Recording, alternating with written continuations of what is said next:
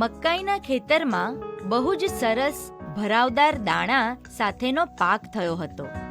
તેમાંનો એક મકાઈના દાણાથી ભરપૂર છોડ બહુ ગર્વ કરતો હતો અને તેની આજુબાજુના બીજા અનાજના છોડ અને ઘાસની જેમ જરાય નમતો નહીં અને ઊંચો ને ઊંચો રહીને પોતાની શ્રેષ્ઠતાની બડાઈ મારતો હતો.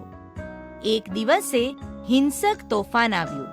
ત્યારે અન્ય અનાજના છોડ અને ફૂલો કુદરતી આફતને સ્વીકારીને નમી ગયા અને પેલો મકાઈનો છોડ તો અક્કડ બનીને સીધો ને સીધો જ રહ્યો અને ઉદ્ધતાઈથી કહેવા લાગ્યો કે હું કોઈની સામે માથું ઝુકાવીશ નહીં, ગમે તેવું તોફાન આવશે ને તો પણ.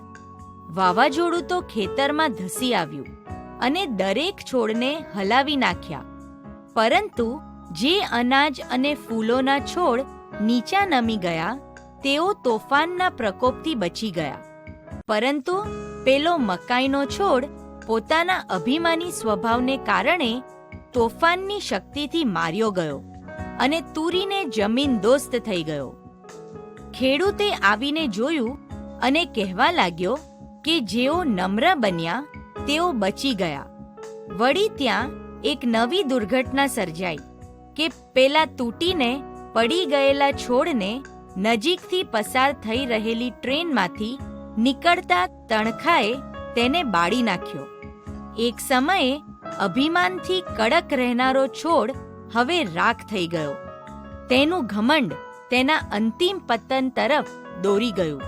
અભિમાન કરનાર છોડ પોતાના કરતા મોટી શક્તિઓનો ઇનકાર કરવાથી વિનાશનો ભોગ બન્યો, જ્યારે નમ્ર અને પ્રકૃતિને આદર આપનાર ટકી રહ્યા અને સમૃદ્ધ બન્યા. મિત્રો, સાચી તાકાત તો જીવનના પડકારોનો સામનો કરવા માટે નમ્ર અને અનુકૂળ બનવામાં રહેલી છે. બાઇબલમાં માથી 5 અને 5 લખવામાં આવ્યું છે, જેઓ નમ્ર બને છે તેઓને ધન્ય છે, કેમ કે તેઓ પૃથ્વીનું વતન પામશે.